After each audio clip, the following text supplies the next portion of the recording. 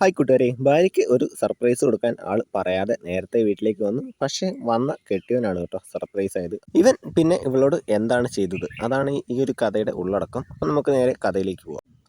കാണിക്കുന്ന ഒരാൾ വീട്ടിലേക്ക് വരികയാണ്. ജോലി കഴിഞ്ഞ് വന്നിട്ട് കോളിംഗ് ബെൽ അടിക്കുകയാണ്. ദിവ്യ കതക് തുറക്ക് എന്ന് പറയും. അപ്പോഴാണ് ദിവ്യയെ കാണിക്കുന്ന ഇയാളുടെ ഭാര്യയാണ് കേട്ടോ ദിവ്യ. ഇവരുടെ കല്യാണം കഴിഞ്ഞിട്ട് കുറച്ചേ ആയുള്ളൂ. രണ്ടുപേരും സ്നേഹിച്ച് കല്യാണം കഴിച്ചതാണ്. കണ്ണടയ്ക്ക് ഒരു സർപ്രൈസ് ഉണ്ടെന്ന് പറയും. എന്നിട്ട് ഒരു ഗിഫ്റ്റ് കൊടുക്കും. ഇവളാണെങ്കിൽ വലിയ കാര്യത്തിന് തുറന്നു നോക്കുമ്പോൾ എന്താ സാരിയാണ് കേട്ടോ. ഇവൾക്കത് അത്ര പിടിച്ചില്ല. ദിവ്യ നല്ല പൈസയുള്ള വീട്ടിലൊരു പെൺകുട്ടിയാണ്. ഇവനെ സ്നേഹിച്ച് ഇവന്റെ കൂടെ ഇറങ്ങി വന്നതാണ്. സാരിയോ? ഞാൻ വിചാരിച്ച് വേറെന്തെങ്കിലും. പിന്നെ കാണിക്കുന്ന ഇവര് ഭക്ഷണം കഴിക്കുകയാണ്. അപ്പോൾ ഇവള് പറയും, ഈ വീട്ടിൽ എന്തൊരു ചൂടാണ്, എങ്ങനെയാണ് ഇവിടെ ജീവിക്കുന്നത്, നമുക്ക് സന്തോഷമായിട്ട് ഒന്നും ചെയ്യാനും ഇവിടെ പറ്റില്ല. അപ്പോഴത്തേക്കും വേർത്ത് കുളിക്കും. നീ എന്താണ് ഈ പറയുന്നത്? എനിക്കിവിടെ സെയിൽസ്മാൻ ജോലി മാത്രമല്ലേ ഉള്ളൂ. നിങ്ങൾ ആ ജോലി വിട്ടിട്ട് വേറെ ഏതെങ്കിലും ഒരു ജോലി നോക്കും. എൻ്റെ വീട്ടുകാർ പറഞ്ഞ ആളെ കല്യാണം കഴിച്ചിരുന്നെങ്കിൽ എന്നാൽ നീ പോയിട്ട് നിന്റെ വീട്ടുകാരോട് പറയുന്നതനുസരിച്ച് ജീവിക്കാൻ നോക്ക്. ഇനി എങ്ങനെയാണ്? ഞാൻ നിങ്ങളുടെ കൂടെ ഇറങ്ങി വന്നില്ലേ, ഇനി എങ്ങനെയെങ്കിലും നിങ്ങൾ എന്നെ നോക്കണം, ഞാൻ പറയുന്നത് കേൾക്കണം. അതൊന്നും പറ്റില്ല, എന്നെ കൊണ്ട് ഇത്രയൊക്കെ പറ്റുള്ളൂ. ഒരു സെയിൽസ്മാൻ ജോലിയെ എനിക്കുള്ളൂ. അതൊന്നും പറ്റില്ലെങ്കിൽ നീ നിന്റെ വീട്ടിലേക്ക് പൊക്കോ. എനിക്ക് എന്താ ചെയ്യേണ്ടതെന്നറിയാം. എനിക്ക് വേണ്ട കാശ് ഞാൻ എങ്ങനെയെങ്കിലും ഉണ്ടായിക്കോളാം. അവസാനം നിങ്ങൾ വേറൊന്നും പറഞ്ഞു വരരുത്. ഞാനൊന്നും പറയുന്നില്ല, നീ നിന്റെ ഇഷ്ടം പോലെ എന്താന്ന് വെച്ചാൽ ചെയ്തു.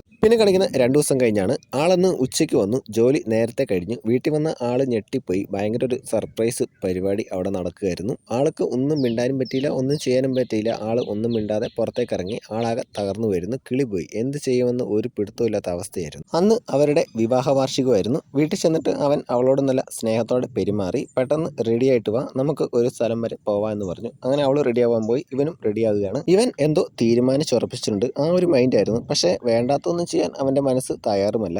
അവൾ റെഡിയായി വന്നു. എവിടേക്കാണ് നമ്മൾ പോകുന്നതെന്ന് ചോദിച്ചപ്പോൾ അവൻ പറഞ്ഞു, എൻ്റെ ഒരു സുഹൃത്തുണ്ട്, നമ്മുടെ മാരേജ് ആനിവേഴ്സറി അല്ലേ, അപ്പോൾ അവനൊരു സർപ്രൈസ് പാർട്ടി തരാമെന്ന് പറഞ്ഞിട്ടുണ്ട്, നമുക്ക് അവിടേക്കാണ് പോവേണ്ടത്. അവരങ്ങനെ റെഡിയായി ഇറങ്ങി. സുഹൃത്തിൻ്റെ ഫ്ലാറ്റിൻ്റെ താഴെ എത്തി. മുകളിലാണ് സുഹൃത്തിൻ്റെ ഫ്ലാറ്റ് എന്ന് പറഞ്ഞ് അവൻ മുകളിലേക്ക് അവളെ കൂട്ടിക്കൊണ്ടുപോയി. മനസ്സിൽ എന്താണെന്നൊരു പിടുത്തവും ഇല്ല. സുഹൃത്തിൻ്റെ റൂമിലെത്തിയ ശേഷം, നീ ഇവിടെ ഇരിക്ക്, ഞാൻ അവനെ കൂട്ടി വരാൻ, അവൻ തൊട്ടപ്പുറത്തെ ഫ്ലാറ്റിലുണ്ടാവും എന്ന് പറഞ്ഞ് ഇവൻ പോവുകയാണ്. ഏയ്, എന്നെ ഒറ്റയ്ക്കാക്കിയിട്ട് പോവല്ലേ, ഞാനും കൂടെ വരാം. ഏയ്, അതൊന്നും വേണ്ട, നീ ഇവിടെ ഇരിക്കുമെന്ന് പറഞ്ഞ് അവൻ പോയി. അങ്ങനെ അവളവിടെ ഒറ്റയ്ക്ക് ഇരിക്കുകയാണ്. ഇവൻ നേരെ പോയത് താഴേക്കാണ്. താഴെ ഒരു ആളുണ്ടായിരുന്നു. ആളുടെ കയ്യിൽ നിന്ന് ബാഗ് മേടിക്കും. എന്നിട്ട് റൂമിൻ്റെ താക്കോല് ഇവൻ ആളുടെ കൈ കൊടുക്കും. റൂം പൂട്ടിയിട്ടാണ് ഇവൻ പോയത്.